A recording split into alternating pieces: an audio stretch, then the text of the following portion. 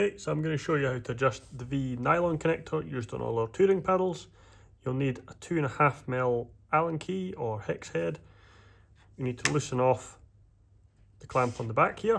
So loosen that lever completely.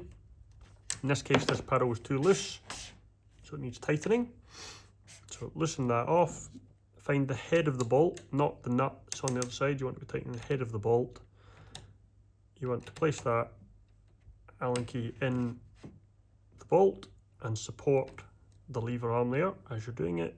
Give that a few turns and tighten that until it doesn't twist. If it does still twist, tighten a bit more